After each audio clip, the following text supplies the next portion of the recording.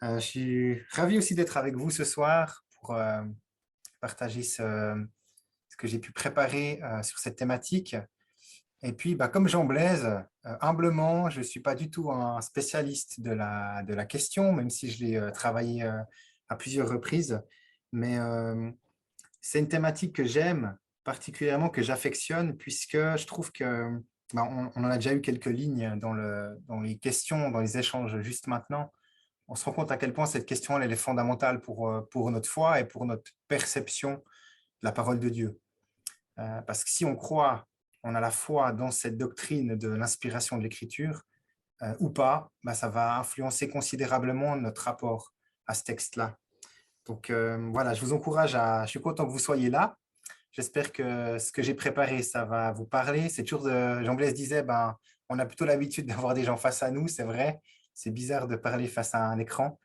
Et puis c'est difficile aussi. Moi, je ne savais pas quel genre de public, en termes d'âge, en termes de rapport à la foi, en termes d'années de foi aussi. Voilà, donc j'espère que ce sera complètement à propos. Et puis vous saurez prendre quelques éléments de ce que j'ai pu préparer ce soir.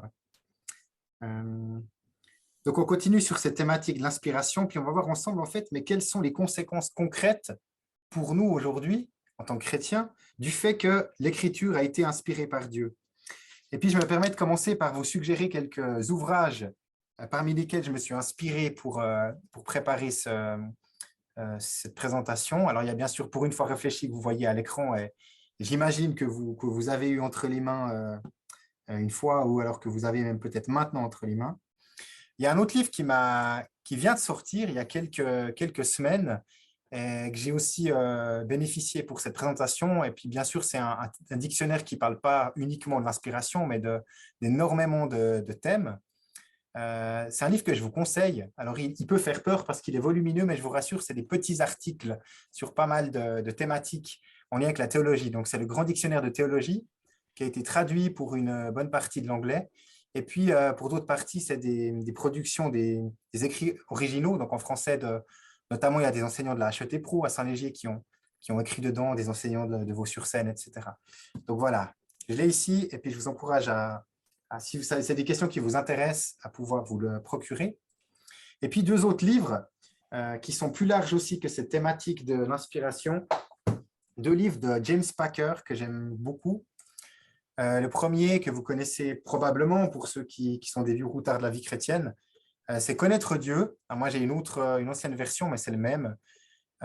C'est un livre qui aborde très finement plusieurs thématiques comme l'écriture, l'autorité de l'écriture, mais aussi la grâce, la foi, Dieu. Donc voilà, très bien écrit, très facile à lire. Et puis, un autre livre de James Packer qui décortique certains termes, dont l'autorité, dont l'inhérence de l'écriture, toutes des thématiques qu'on va parler maintenant, mais aussi la grâce, la foi, le pardon, le Saint-Esprit. Donc voilà, c'est des mots comme ça. Et puis qu'est-ce qu'on met? Qu'est-ce qui se rattache bibliquement, théologiquement à ces mots-là? Donc c'est un petit livre aussi avec plusieurs articles de James Packer que je peux aussi vous conseiller. Voilà. J'ai mis cette image du bateau que j'aime bien. Jean Blaise, tu as parlé je crois, de l'instrument à cordes, de l'instrument à vent tout à l'heure pour illustrer la doctrine de l'inspiration. J'aime bien ça parce qu'on réalise bien comment est-ce que c'est déroulé, comment s'articule l'inspiration entre ce que Dieu fait et ce que l'homme fait. Le Saint-Esprit a poussé des hommes à écrire la Bible exactement de la même manière, on pourrait dire. C'est une image qui a bien sûr ses limites, comme toute image, mais elle est bien à comprendre. Comme le vent gonfle les voiles d'un bateau pour qu'il avance. Et un voilier est conduit par des hommes. S'il n'y avait pas d'hommes derrière le gouvernail ou pour tendre les cordes, ça irait pas très loin, ou ça irait en tout cas pas où on veut. Mais s'il n'y a pas de vent non plus dans les voiles, c'est clair que ça resterait à quai, ça resterait au port. Donc il faut que le vent souffle dans les voiles, on peut dire le Saint-Esprit qui souffle, et puis il faut les hommes qui prennent acte de ce vent, puis qu'ils en fassent quelque chose. Et puis c'est un petit peu une image pour aider à illustrer, mais comment ça se passe? Le Saint-Esprit a soufflé dans les auteurs bibliques, et puis les auteurs ont simplement écrit avec qui ils étaient. On n'assimile pas l'inspiration de l'écriture à de l'écriture automatique. Ils étaient pleinement humains quand ils ont écrit leurs œuvres. Mais on peut se poser la question, au fond, qu'est-ce que ça change que la Bible soit inspirée par Dieu? J'ai envie de vous dire, en fait, ça change absolument tout. Ça change absolument tout et j'espère que vous allez vous rendre compte au travers de cette soirée. Et il y a deux conséquences qu'on va voir ensemble maintenant, deux conséquences très concrètes à l'inspiration de l'écriture. La première conséquence, c'est celle qu'on appelle l'inhérence de l'écriture. Et je vais la développer maintenant. Et puis la deuxième conséquence du fait que l'écriture soit inspirée et qui découle de l'inhérence, c'est l'autorité de l'écriture. Et on terminera par ça tout à l'heure. Je commence donc par parler de l'inhérence. Si Dieu a inspiré la Bible, il y a eu la question tout à l'heure, est-ce que tous les livres, même les livres historiques, sont inspirés? La réponse est bien sûr absolument. On croit que toute la Bible est inspirée, puis on va même plus loin. On parle d'inspiration plénière de l'écriture, c'est-à-dire que l'entier de la Bible, de Genèse à l'Apocalypse, est inspiré par Dieu. Ça, c'est l'inspiration plénière. Et on parle d'inspiration verbale. C'est-à-dire que inspiration verbale, c'est-à-dire que le texte est inspiré même dans les mots qui sont utilisés. Ce n'est pas juste le sens global du livre ou du message biblique, mais même les mots dans le texte, dans les manuscrits originaux. Ça, c'est précisément ce que signifie l'inspiration verbale de l'écriture. Et si la Bible est inspirée, c'est qu'elle est la vérité, qu'elle est donc digne de confiance. Dire que la Bible est inhérente, c'est en fait dire que la Bible ne comporte aucune erreur. C'est dire que la Bible ne comporte aucune contradiction dans ses manuscrits originaux. Et c'est jusque même dans les détails. Il y a des exemples, notamment un texte dans les Galates, où Paul va très précisément dire, il fait référence à un passage de l'Ancien Testament, et il dit, dans ce passage-là, il est écrit à sa descendance, et non pas à ses descendances. Donc on voit que Paul va même insister sur le nombre c'est au singulier, c'est pas au pluriel, ou peut-être c'est l'inverse, je cite de tête comme ça, je ne sais pas exactement. Mais très précisément, même dans les détails. Quand on parle d'inhérence, on distingue deux notions qui se rejoignent. On distingue l'infaillibilité de la Bible, c'est aujourd'hui utilisé plutôt dans les milieux catholiques pour parler de la Bible, pour parler aussi de l'infaillibilité papale à l'époque. L'infaillibilité, c'est-à-dire que le message biblique est vrai et digne de confiance. Ça, c'est l'infaillibilité de la Bible. La Bible est infaillible, elle ne peut pas faillir. C'est un terme un peu plus ancien, qui pose plutôt le cadre, mais moi, je préfère parler d'inhérence. C'est un terme qui va plus loin, c'est un terme qui est plus précis quand on parle de l'inhérence de l'écriture, c'est dire que la Bible ne comporte aucune erreur ni contradiction dans ses manuscrits originaux qu'on appelle les autographes, et ce jusque dans les détails, comme j'ai dit tout à l'heure. Et ces deux notions, l'infaillibilité et l'inhérence, on ne peut pas les séparer, elles vont ensemble, comme les deux faces d'une monnaie. À retenir de ça, c'est que la Bible ne se trompe pas et la Bible ne nous trompe pas. Il y a plusieurs théologiens qui sont rassemblés dans à la fin des années 70 et ils ont écrit ensemble ce qui s'appelle la Déclaration de Chicago. Vous en trouvez quelques extraits dans le chapitre qui nous concerne dans Pour une fois réfléchi. Une déclaration de théologiens évangéliques. Et je trouve qu'il résume bien en fait qu'est-ce que c'est en fait, qu'est-ce qu'on rattache derrière ce terme de l'inhérence de l'écriture. Et beaucoup de mouvements d'église, beaucoup d'œuvres, beaucoup de fédérations d'église ont signé ce texte et se rattachent ce principe de l'inhérence de l'écriture à cette déclaration-là. Et je vous en ai mis un petit extrait. Nous affirmons que l'écriture divinement inspirée est infaillible, de telle sorte que, loin de nous égarer, elle est vraie et sûre sur tous les points qu'elle traite. Nous rejetons l'opinion selon laquelle la Bible pourrait à la fois être infaillible et errer dans ce qu'elle énonce. On peut distinguer infaillibilité et inhérence, mais non les séparer. Un petit peu plus loin, à l'article 12, nous affirmons que l'écriture, dans son intégralité, est inhérente, exempte de toute fausseté, fraude ou tromperie. Donc ça, c'est la première déclaration de Chicago qui date d'octobre 1978. Peut-être que, alors que je dis ça, nous affirmons que l'écriture dans son intégralité est inhérente, exempte de toute fausseté, fraude ou tromperie. Peut-être que ça turbine dans vos têtes, puis que vous avez peut-être un passage dans la Bible où vous vous dites, mais là, je vais garder ma question pour après, c'est pas cohérent. il y a une erreur, ils se contredisent, etc. Il faut vraiment faire attention, quand on parle d'inhérence de l'écriture, à ne pas plaquer à la Bible les standards d'exactitude qui sont les nôtres aujourd'hui au XXIe siècle. On ne peut pas vouloir le même degré de précision de la Bible qui a été écrite il y a plus de 2000 ans et bien plus pour le Pentateuque, etc., d'autres livres historiques. On ne peut pas vouloir le même degré d'exactitude que la société scientifique dans laquelle on vit, où tout doit être précis, où il ne doit pas y avoir de contradictions. On vit dans une société où c'est thèse, intro, thèse, antithèse, synthèse. Nous, on a un esprit très synthétique comme ça. Donc souvent, s'il y a un petit mot de travers, on va y voir une contradiction. Mais on doit ne pas s'affranchir du contexte, bien sûr, de la culture, de l'époque dans laquelle la Bible a été écrite. Et ce n'est pas la même que la nôtre aujourd'hui. La Bible dit vrai, mais la Bible s'adapte à la souplesse du langage. Et je lis juste quelques phrases d'un exemple, d'une illustration que je trouve très, très bonne, que je retire directement pour une fois réfléchi. Je lis « Si l'on vous demande à quelle heure vous vous êtes levé ce matin et que vous répondez à 7 heures, vous dites vrai, même si c'était en réalité 6h58 ou 6h59 ou 7h01. On dit que ça fait partie de la souplesse du langage. Par contre, si vous posez la même question à l'horloge atomique de Greenwich, la même réponse ne sera pas satisfaisante, elle sera même fausse. On attend plus de précision d'une horloge qui est la référence mondiale en matière d'heures que d'une personne à peine réveillée. Et c'est un petit peu la même chose pour la Bible. On ne peut pas vouloir le même degré d'exactitude, le même standard d'exactitude qu'on a aujourd'hui pour l'écriture qui a été écrite des milliers d'années dans une autre culture, dans une autre époque, dans une autre langue. Et plusieurs choses, on doit le confesser, ne remettent pas en cause le fait que la Bible soit infaillible, inhérente, sans fausseté, sans tromperie. Par exemple, dans la Bible, on va trouver pas mal d'exagérations comme figure de style, notamment dans les chiffres qui seront arrondis au lieu d'être précis, parce que ce n'est pas forcément le but de l'auteur à ce moment-là d'être précis sur le chiffre.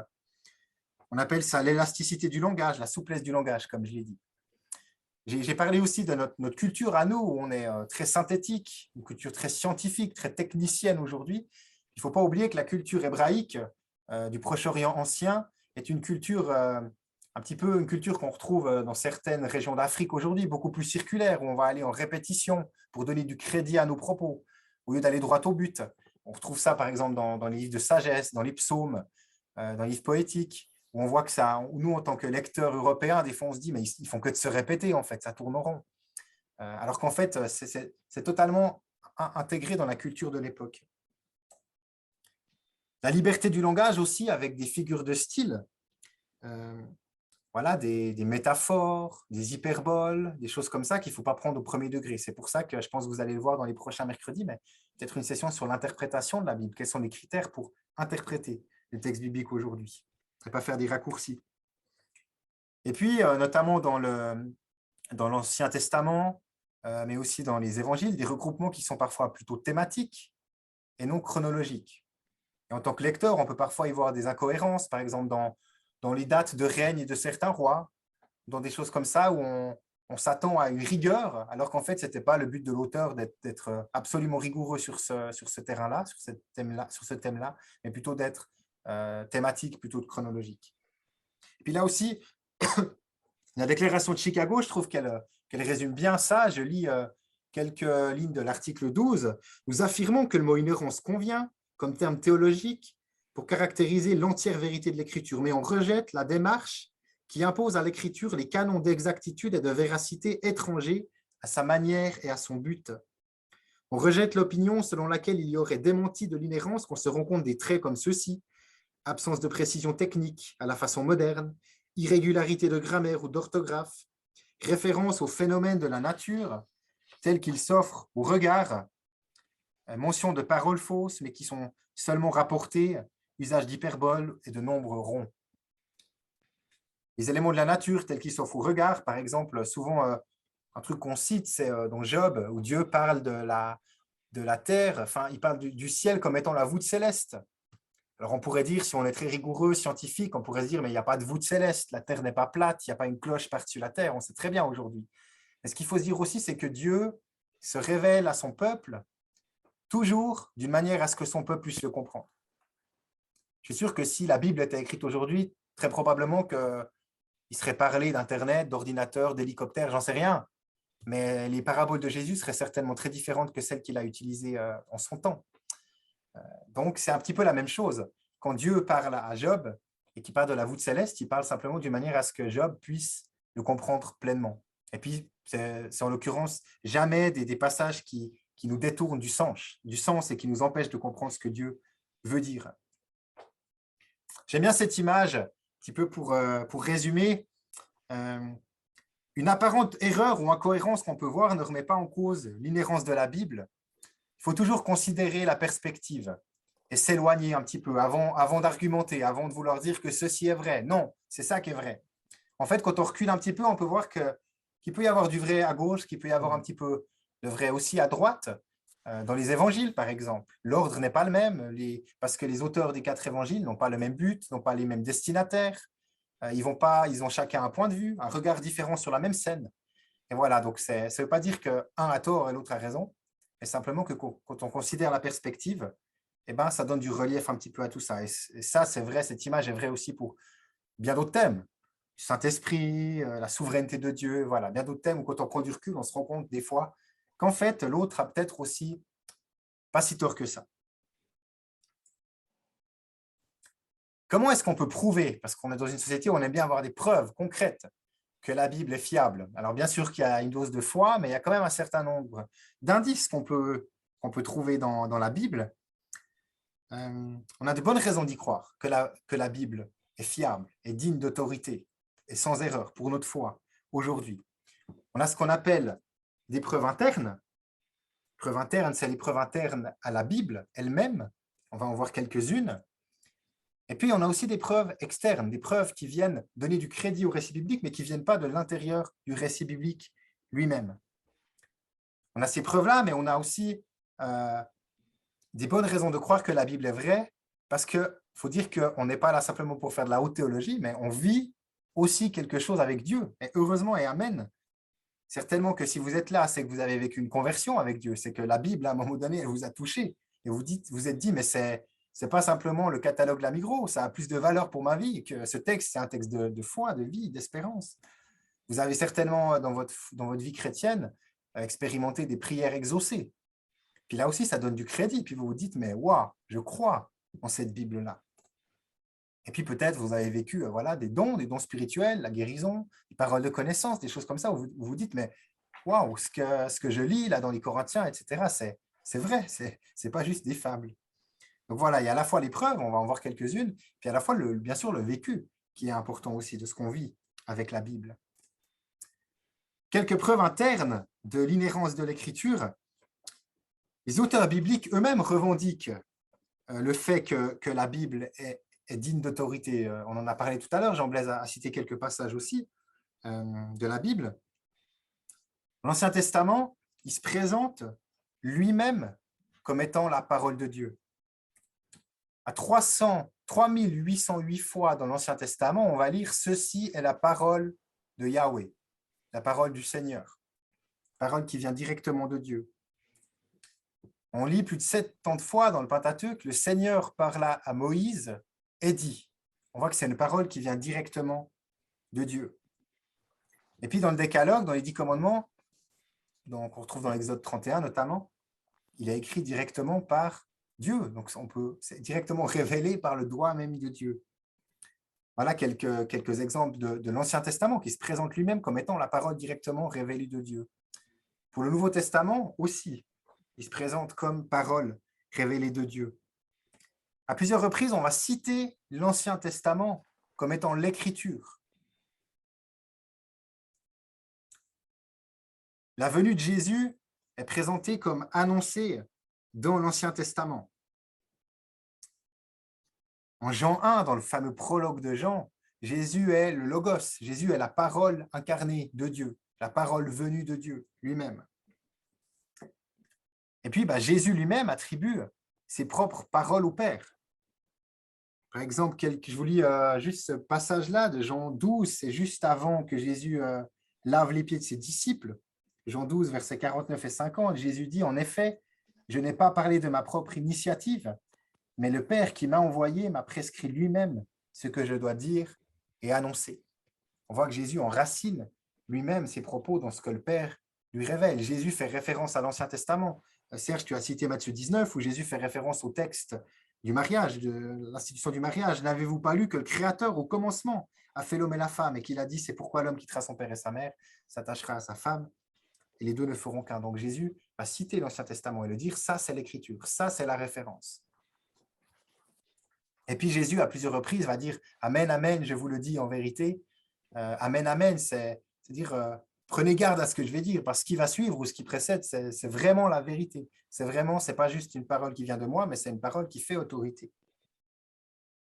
En fait, pour résumer les preuves internes, on dit en théologie que la Bible, elle est autopistos. Il n'y aurait pas besoin d'autres preuves, en fait. La Bible se suffit en elle-même pour amener à la foi autopistos. Pistos, ça vient de pisteo, en grec, c'est la foi, c'est le fait de croire, le fait d'être un croyant. Et la Bible, elle est logos autopistos. C'est la parole dans laquelle on peut croire en elle-même. Il y a assez de preuves dans la Bible elle-même pour qu'on puisse croire qu'elle est la parole de Dieu, digne d'autorité et de foi pour notre vie. Quelques preuves externes que la Bible, elle est infaillible, parce que des fois, ça nous aide aussi à se dire, purée, mais en fait, dans la Bible, ben voilà, ça reste la Bible, mais quand c'est l'actualité ou des trouvailles archéologiques qui viennent confirmer les récits bibliques, eh ben, je ne sais pas vous, mais moi, ça m'encourage. Je me dis, ah, un élément de plus dans ma foi, que ça solidifie encore plus ma foi. Alors, je ne suis pas du tout un spécialiste. J'ai entendu dire qu'il y aura Anthony Perrault la semaine prochaine. Lui, c'est un spécialiste. Si vous avez des questions d'archéologie à lui poser, il y a quand même quelques éléments qu'on peut trouver assez facilement dans des ouvrages. Dans l'archéologie, par exemple, la stèle de Mesha, voilà, c'est ce texte qui fait une vingtaine de lignes, 24 lignes, je crois, que vous avez peut-être vu exposé au musée du Louvre, si vous avez eu la chance de visiter ce musée-là. C'est une stèle qui a été découverte en 1868. Et sur cette stèle, c'est gravé une inscription qui remonte à l'époque du roi moabite qui s'appelle le roi Mesha, qui a vécu au 9e siècle avant Jésus-Christ. Et cette stèle-là, elle ne confirme aucun passage de la Bible, mais elle parle plusieurs fois d'Israël et du peuple de Moab. Elle parle d'un conflit. Et cette stèle vient éclairer, vient nous donner des renseignements que la Bible ne donne pas, des renseignements autres, sur un conflit qui a lieu entre le peuple d'Israël et les Moabites. C'était un État voisin du peuple d'Israël. Et on retrouve ce conflit-là dans nos Bibles. On retrouve ça en 2 Rois, chapitre 3, les versets 4 à 27. Il nous parle de ce conflit-là. Et cette stèle donne des détails sur ce même conflit-là. Waouh! On retrouve ça, c'est exposé au musée du Louvre, des millions de personnes passent devant chaque année, puis ça vient solidifier ma foi, ça vient éclairer le récit biblique. Et puis c'est assez récent, ça a été découvert en 1868. Le deuxième élément, par exemple, on a retrouvé au XXe siècle ce qu'on appelle le sceau de Jéroboam. Il n'est pas aussi beau que ça, mais on en a fait une reconstitution avec, on distingue une écriture en haut, une écriture en bas. Donc ça, c'est un sceau, ça servait comme une bulle, à fermer une bulle, comme un discours officiel du roi. Et ça porte en hébreu le nom du roi, Jéroboam ou Jéroboam II, on ne sait pas très bien, mais en tout cas le roi Jéroboam. Et puis ce roi, il a existé, puisque la Bible en parle aussi en 2 Rois 14, 16 à 23. Donc cette pièce qu'on a retrouvée très récemment, elle nous prouve que ce roi, dont la Bible nous parle, qui existait des milliers d'années auparavant, eh ben, l'histoire nous prouve, l'archéologie nous prouve que ce roi a bien existé. Et avant ce sceau, on n'avait pas de preuve que ce roi existait, hormis ce qu'on peut lire dans nos Bibles. La Bible en parle. Puis là, l'archéologie vient prouver que ce roi-là existait. Et ça, c'est juste 2 exemples, la stèle de Mesha, le sceau de Jéroboam, parmi d'autres qui existent. Et puis, je vous ai mis, voilà, une ressource pour ceux que ça intéresse de creuser un petit peu. C'est la Bible Archéo qui est sortie il y a plusieurs années, plusieurs années à la Maison de la Bible, je crois, avec des notes d'études. C'est une Bible d'études, mais les notes d'études sont avec un focus archéologique et historique. Donc, vous retrouvez, à chaque fois que vous lisez, par exemple, les passages que j'ai cités de rois, vous avez ces exemples-là. Voilà ce qu'on a retrouvé à cet endroit-là. Voilà ce qui vient consolider notre foi. Pour terminer cette partie par rapport à l'archéologie, Bien des preuves archéologiques, elles vont dans le sens du texte biblique, mais il y a aussi des lieux de tension, on doit l'avouer. Et l'archéologie reste une discipline scientifique avec ses propres limites à elle, tout comme l'interprétation de la Bible, bien évidemment. Mais on doit dire que les sites sont fouillés partiellement aujourd'hui. J'ai eu la chance d'aller en Israël il y a quelques années, puis l'archéologue qui nous accompagnait nous disait que certains sites sont fouillés qu'à 30 ou 40%, et puis intentionnellement, on laisse toute une partie non touchée, parce qu'on se rend compte qu'on va, avec les grosses machines et tout ça, on va faire des dégâts. Et puis, on pense que dans quelques années, dans quelques dizaines d'années, la technologie aura évolué à un tel point qu'on pourra peut-être même scanner le sol, si ce n'est pas encore possible aujourd'hui. Et puis, on pourra peut-être découvrir beaucoup plus de trouvailles, alors que maintenant, peut-être, on en découvre quelques-unes seulement, puis on en ruine en même temps d'autres. Donc, on fouille que partiellement. Donc, il y a plein de choses qui sont encore à découvrir. Il faut aussi confesser que ce sont des hommes qui interprètent les fouilles. Quand on trouve quelque chose, eh ben, il faut lui donner une interprétation. Donc, c'est aussi un lieu de tension. Et puis, ben, voilà, pour résumer ce que j'ai dit, ce qui n'était pas prouvé hier peut tout à fait l'être demain. À ce jour, il est impossible de mettre la Bible à défaut de manière indiscutable par rapport à l'archéologie. Et j'aime bien cette citation, j'ai malheureusement pas retrouvé l'auteur, mais je vous la lis. La science et la Bible, je l'ai écrite, la science et la Bible demandent toutes les deux une interprétation et nous ne devons donc pas conclure précipitamment à partir de toute contradiction apparente qu'il y ait une contradiction réelle. Il se peut que la source de l'erreur se situe plutôt entre nos deux oreilles. Voilà qui nous remet un petit peu dans nos bottes. Donc voilà pour l'inhérence de l'écriture. La Bible est sans erreur, sans contradiction dans son entier, dans les mots même utilisés, même dans les manuscrits originaux. Et puis on a des preuves qui viennent à la fois de l'intérieur de la Bible et des preuves externes. La deuxième conséquence du fait que la Bible soit inspirée par Dieu, c'est l'autorité de l'écriture. Vu que la Bible est la parole de Dieu, qu'elle est inhérente, eh ben, l'écriture doit avoir autorité. C'est ce qu'on doit confesser, c'est un chemin logique. Puisque Dieu nous parle au travers d'elle, on doit obéir à ce qu'elle nous dit. Autrement dit, l'autorité de la Bible, l'autorité du message de Dieu, implique ma soumission, implique mon humilité face à ce message et implique mon obéissance. L'autorité de la Bible implique l'obéissance du disciple. Il faut dire que l'autorité, tout comme l'inhérence, c'est un défi pour aujourd'hui. On vit dans une société postmoderne, post-chrétienne. Le christianisme ne fait plus du tout autorité dans le monde dans lequel on vit, bien au contraire. Et puis, on est dans une société aussi en perte de repères, en rejet même du principe même d'autorité, société relativiste. Aujourd'hui, ce qui est plutôt courant dans la société dans laquelle on vit, c'est qu'on n'aime pas dire que ça, c'est l'autorité, ça, c'est la vérité. C'est un scandale de dire que Jésus est la vérité. Peut-être bientôt, on n'aura même plus le droit de le dire. Mais la mentalité d'aujourd'hui, c'est plutôt chacun choisit sa propre vérité pour soi-même. Chacun choisit qui a autorité, qui a un droit de regard sur sa vie. Et chacun se forge sa propre vérité, chacun se forge sa propre autorité. On ne va surtout pas donner autorité à quelque chose dans lequel on ne voit pas de sens. En tout cas, pas de sens dans l'immédiat.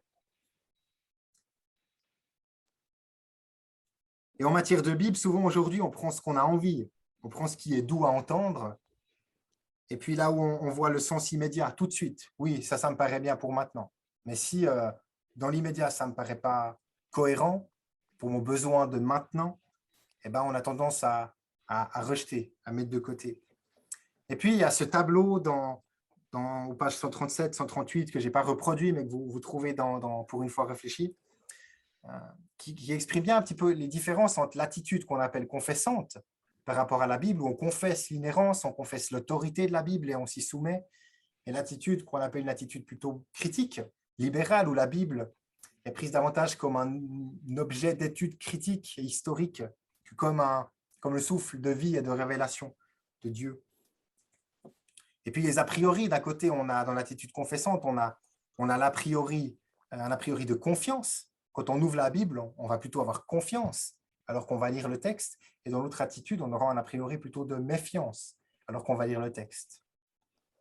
Et puis j'aime ce texte de la Bible, de Romains 10, 17, où Paul nous dit « La foi vient de ce qu'on entend, et ce qu'on entend vient de la parole de Dieu. » Et puis j'ai fait ce petit schéma qui vaut ce qui vaut rapidement, mais je crois que c'est vraiment un échange, un partage entre notre foi et la parole de Dieu. La foi vient de ce que j'entends, et ce que j'entends vient de la parole de Dieu. Et quand je vais à la parole de Dieu, ça va nourrir ma foi. Et après, avec ma foi, je retourne à la parole de Dieu et je retourne à la foi. Et c'est un échange, hein, comme ça, constant, entre ma foi et la parole de Dieu. Autrement dit, ma foi, elle est solide. Elle doit être solide. Ma foi ne doit pas s'appuyer simplement sur... bien sûr que ça peut s'appuyer sur les témoignages, sur les exaucements de prière, comme j'ai dit, mais quand elle s'ancre, en plus de ça, dans cette parole révélée de Dieu, eh ben, c'est encore plus de stabilité, plus de puissance. Qu'est-ce que ça change que la Bible fasse autorité pour moi aujourd'hui? Eh ben, si la Bible n'est pas la parole de Dieu, eh ben, elle est un ouvrage mensonger. On n'a aucune raison particulière de nous intéresser à elle, du moins pas plus qu'à un autre livre, en fait. Et encore moins de construire ma vie sur elle, si ce n'est pas la parole de Dieu. Par contre, si la Bible est la parole de Dieu, alors elle est sûre, elle est digne de confiance dans tous les domaines. Si la Bible est la parole de Dieu, alors elle présente le point de vue de Dieu lorsque Dieu parle au travers de la Bible, de sa révélation. Si la Bible est vraiment la parole de Dieu, alors par elle, je peux connaître Dieu. Si la Bible est vraiment la parole de Dieu, alors je peux faire confiance à Dieu. Si la Bible est vraiment la parole de Dieu, alors je peux obéir à Dieu, puisque dans la Bible, je découvre sa volonté sur tellement de thématiques. Et enfin, si la Bible est vraiment la parole de Dieu, alors je peux espérer en Dieu, puisque dans cette Bible-là, je lis les promesses de Dieu, pas simplement pour le monde présent, mais aussi pour le monde à venir. Et c'est quelque chose de fondamental pour notre foi, de confesser que la Bible est la parole de Dieu. Ça touche à toutes les sphères et tous les domaines de notre vie. Et j'aime beaucoup cette citation de James Packer, dans l'ouvrage que je vous ai cité en introduction, qui dit « Qu'est-ce qu'un chrétien ? C'est un homme qui reconnaît l'autorité de la parole de Dieu et qui y soumet sa vie. » Qu'est-ce qu'un chrétien? C'est un homme qui reconnaît que la Bible a autorité, fait autorité, que la Bible est le message de Dieu. Alors je m'y soumets. Alors je fais confiance. Même si dans l'immédiat, je n'y vois peut-être pas de sens. Même si peut-être maintenant, je ne comprends pas tout. C'est là où ce qu'on appelle la foi rentre en jeu. La foi en ce Dieu qui est souverain, la foi en ce Dieu qui connaît à la fois le moment présent que moi je traverse, et puis en même temps ce Dieu qui dépasse l'histoire, qui nous dépasse et qui connaît l'avant, le présent et aussi l'après. Et puis je termine par simplement dire, mais qu'est-ce que nous aujourd'hui, comment est-ce qu'on se positionne? Une question que je vous laisse, une réflexion que je vous laisse, comment est-ce que vous voulez vous positionner par rapport à la parole de Dieu, par rapport à celui qui, dans la Bible, utilise le mot Seigneur pour parler de lui. Est-ce que celui qui utilise le mot Seigneur pour parler de lui ne mérite pas qu'on s'humilie devant son trône et qu'on lui fasse confiance? Mais c'est un challenge qui est parfois lourd à porter, parfois léger à porter, mais souvent défiant. Parce que la Bible me parle bien sûr de Dieu, mais la Bible me parle de finances, la Bible me parle de sexualité, la Bible me parle de pardon, la Bible me parle de gestion de mes biens, la Bible me parle de priorité. Et si je confesse que la Bible est sans erreur, et si je confesse que la Bible fait autorité sur ma vie, eh bien, je dois dire oui et amen à Dieu sur toutes ces thématiques-là, aussi dans ma vie et dans mon comportement, tout à fait concret, d'aujourd'hui et de demain.